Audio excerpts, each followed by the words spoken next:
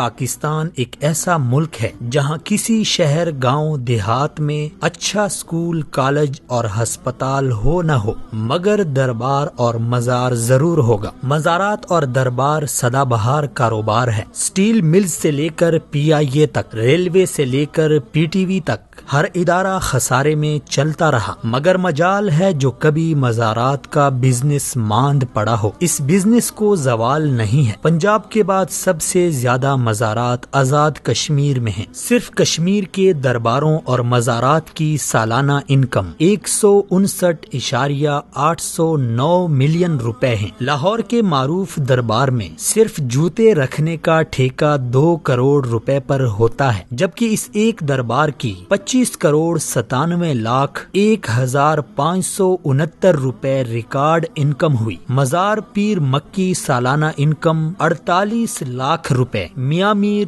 10 لاکھ روپے، مادو لال 6 لاکھ روپے، بی بی پاک دامن 31 لاکھ روپے، دربار شاہ رکن 24 لاکھ روپے۔ ان درباروں اور مزارات میں سے جو محکمہ اوقاف کے تحت ہیں وہاں کرپشن کے قصے زبان زد عام و خاص ہیں۔ ہزاروں دربار اور مزارات وہ ہیں جو محکمہ اوقاف کے تحت نہیں ہیں، ان کی انکم بھی مجاور اور مافیاز کھاتے ہیں۔ حالیہ دنوں صاحبزادگان گولڑا شریف کی شادی خانہ آبادی کے خوب چرچے ہیں۔ پیرزادوں کی شادی کی تقریبات سے ہی اندازہ لگائیں کہ مریدوں کے چندوں پر کس قدر شاہ خرچیاں ہو رہی ہیں۔ غریب مریدوں کے چندے سے منعقد مہنگے ہوٹل کی تقریب میں سیاستدان، صحافی، بیوروکریٹ تو تھے، شاید ہی کسی غریب مرید کو یہاں مدعو کیا گیا ہو۔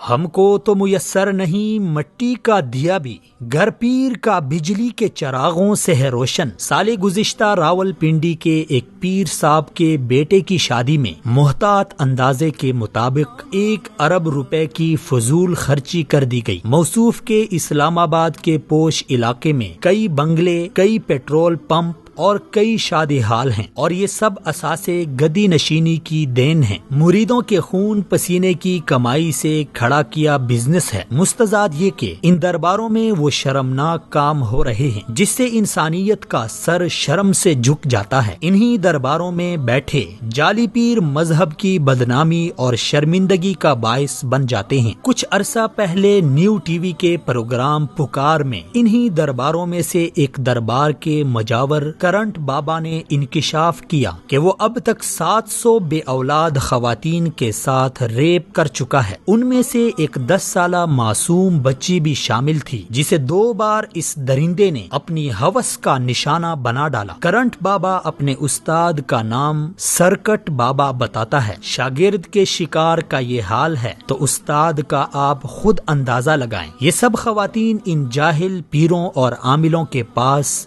بے اولادی کا علاج کرانے جاتی تھی۔ یہ شخص انہیں جنسی درندگی کا نشانہ بناتا تھا اور پھر ڈرا دھمکا کر خاموش کراتا تھا کہ اگر کسی کو بتا دیا تو میرا موکل تمہیں جلا کر بھسم کرے گا، اور یہ خوف کے مارے چپ ہو جاتی تھی۔ اس طرح کے واقعات درباروں اور مزاروں میں تواتر کے ساتھ پیش آ رہے ہیں۔ یہ کوئی معمولی نوعیت کے جرائم نہیں ہیں۔ حکومت کو فوری طور پر مزاروں اور درباروں میں بیٹھے جعلی عاملوں اور پیروں کے خلاف کارروائی کرنی چاہیے تاکہ مزید عزتیں پامال ہونے سے بچ جائیں۔ ان درباروں میں فروکش پیروں کا بھی احتساب ہونا چاہیے کہ وہ غریبوں سے پیسے بٹور کر کیسے اپنی عیاشیوں میں اڑاتے ہیں۔